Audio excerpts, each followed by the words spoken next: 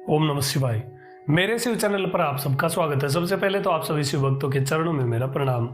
श्रेष्ठ 63 तमिल शिव भक्तों में अगले शिव भक्त हैं अमरनीति, जिन्हें तमिल में अमरनीतियार के नाम से जाना जाता है। इनका जन्म पुराण सरित नामक एक नगर में हुआ, जो अभी प्रेजेंट में तमिलनाडु के पजियार के नाम से जाना जाता है। चिदम्बरम से इसकी दूरी मात्र 36 किलोमीटर की है। अमरनीति का जन्म एक वैश्य परिवार में हुआ। ये हीरे, सोना चांदी, रेशमी और सूती वस्त्रों का व्यापार करते थे। इनके पास बहुत धन था। इन्होंने एक उत्तरपुर नाम के स्थान पर शिव भक्तों के लिए धर्मशालाएं बनवा रखी थी। उनके रहने और खाने की व्यवस्था कर रखी थी। ये हमेशा शिव भक्तों को दान करते थे।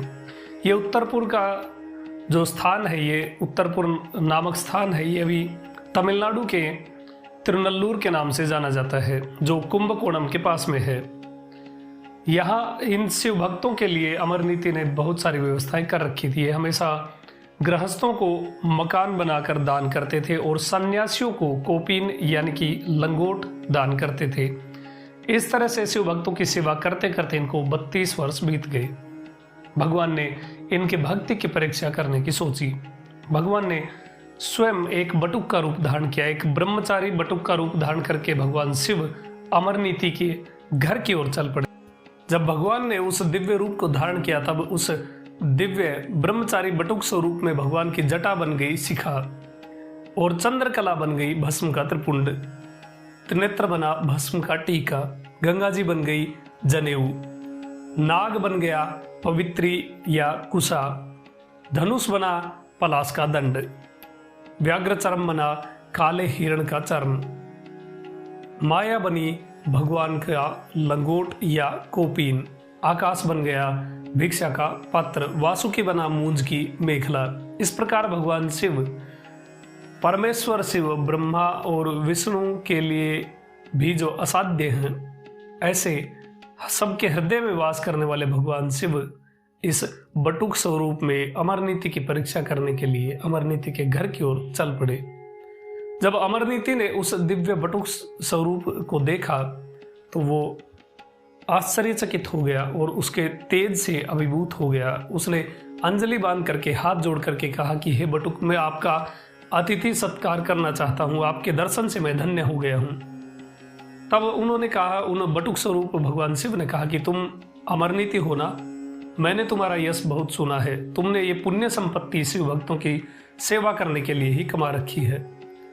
तुम्हारा जीवन सफल हो, किंतु एक गृहस्थ के घर भोजन करना मेरे लिए उचित नहीं है। मैं ब्रह्मचारी विद्यार्थी हूँ, इसलिए मैं अलग अलग जगह से यानी भिक्षा मांगते हुए मैं भोजन करूँगा।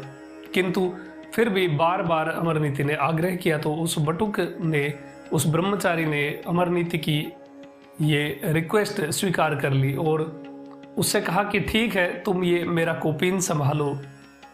एक लंगोट या कोपीन जो ब्रह्मचारी धारण करते हैं, वो अमरनीति को उन्होंने दे दिया और कहा कि मैं स्नान करके वापस आता हूँ। और वो कोपीन या लंगोट देकर अमरनीति को ब्रह्मचारी नदी की ओर चले गए।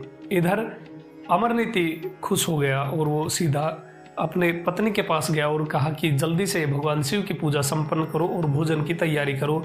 एक दिव्य बटुक हमारे यहाँ पर भोजन करने आ रहे हैं। उसने वो जो लंगोट उस ब्रह्मचारी से लिया था वो एक स्थान पर रख दिया और भोजन तैयार कर लिया। जब भोजन तैयार हो गया, इतने में ही वो दिव्य बटुक भगवान शिव वहाँ पर आ गए। और जब वो वहाँ पहुँचे तो सर्दी में ठिठुर रहे थे और पूरे गीले थे। और उन्होंने कहा कि अमरनीति, मुझे मेरा कोपीन दो, या जिसे कोपीन को लंगोट कहते हैं। उन्होंने कहा कि मुझे मेरा कोपीन दे दो जल्दी, मुझे ठंड लग रही है। जब अमरनीति उस स्थान पर वो लंगोट लेने गया तो वो वहां पर नहीं था। ये देखकर वो बड़ा विस्मय में पड़ गया। उसने अपनी पत्नी से भी पूछा तो उसने कहा कि मैंने भी नहीं देखा है और यहाँ पे कोई आया भी नहीं है, शायद भगवान शिव परीक्षा कर रहे हैं। ऐसा सोच करके वो मन में खेद लेकर उस ब्रह्मचारी के पास पहुंचा और कहा कि मुझे आपका लंगोट नहीं मिल रहा है, आप दूसरा लंगोट ले लीजिए। ये बात सुन करके वो ब्रह्मचारी क्रोधित हो गए और कहा कि मैं दूसरे का लंगोट कैसे ले लूं? मुझ जैसे ब्रह्मचारी के लिए दूसरे के लंगोट को छूना भी पाप है, मुझे मेरा ही लंगोट चाहिए। अमरनीति तुम मजाक छोड़ो और जल्दी दे दो, मुझे ठंड लग रही है। तब अमरनीति ने कहा कि प्रभु मुझे वो लंगोट, ये वो कौपीन नहीं मिल रहा है, मैं सत्य कह रहा हूँ, आप दूसरा वस्त्र ले लीजिए। उस बटुक ब्रह्मचारी ने कहा कि मैं अन्न का एक दाना भी ग्रहण नहीं करूँगा जब तक तुम मुझे मेरा लंगोट या मेरा कौपीन वापस नहीं कर देते। मैं ये अभिमान से नहीं कह रहा हूँ, तुम इसके प्राप्ति की कथा सुनो। उस बटुक ब्रह्मचारी ने उस लंगोट, उस कौपीन की प्राप्ति कथा उस अमरनीति को सुनाई कि मैंने 12 वर्ष तक त्रिभुवनेश्वरी देवी की साधना करी, वो भी हिमालय के स्थान पर आछोद नामक तीर्थ में, जहाँ पर एक दिव्य नदी बहती है। वहाँ पर रहकर मैंने जल में 12 वर्ष तक त्रिभुवनेश्वरी देवी की साधना करी। तब उन्होंने प्रसन्न होकर मुझे योगियों के लिए भी दुर्लभ इस कौपीन को, इस वस्त्र को दिया था।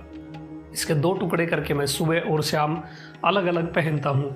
तू इसे चुराना चाहता है, इसे पहनकर ही मैं सब विद्याओं का निर्णय कर पाता हूँ। ये मेरा विद्या ऐश्वर्य धन है और तू इसे चुराना चाहता है, तू शिव भक्तों को ठगने वाला। मैं क्या करूँ, कहाँ जाऊँ? सरस्वती देवी मुझ पर नाराज होंगी। अमरनीति, मैं तुम्हें नहीं छोड़ूंगा। तुम हंसी छोड़ दो, तुम्हें खूब धन प्राप्त हो, तुम प्रसन्न रहो हमेशा, यही मेरा आशीर्वाद है। इसलिए जल्दी से मुझे मेरा कौपीन लौटा दो, वरना मैं तुम्हें राज यानी राजा के सामने प्रस्तुत करूंगा और तुझे दंडित करवाऊंगा। ये बात सुन करके अमरनीति गिड़गिड़ाया और बटुक के चरणों में गिर पड़ा। उसने कहा कि मेरे पास दूसरा वस्त्र है जो आज तक कभी किसी ने छुआ नहीं है, कृपा करके आप उसे ग्रहण कर लीजिए और मुझ पर कृपा कीजिए। ये बात सुन करके वो बटुक और भी क्रोधित हो गया और निष्ठुर वचन बोलने लग गया। इतने देर में ही वहां पर आसपास के सब लोग उपस्थित हो गए और ये सब देखने लगे। उन्होंने जब देखा कि ये ब्रह्मचारी बटुक बड़ा गर्वित है अपने उस लंगोट पर, तो वो उस पर हंसने लगे और उससे पूछा कि आप हैं कौन? तब उस बटुक ने कहा कि मैं शिव हूँ, मेरा कोई माता पिता नहीं है, मैं ब्रह्मचारी हूँ और भिक्षा मांग कर खाता हूँ। अब इनडायरेक्टली भगवान ने यहाँ पर बता ही दिया, लेकिन लोग समझते नहीं हैं। फिर अमरनीति ने कहा कि मैं आपको उसकी तुलना में कुछ दूसरा वस्त्र दे सकता हूँ।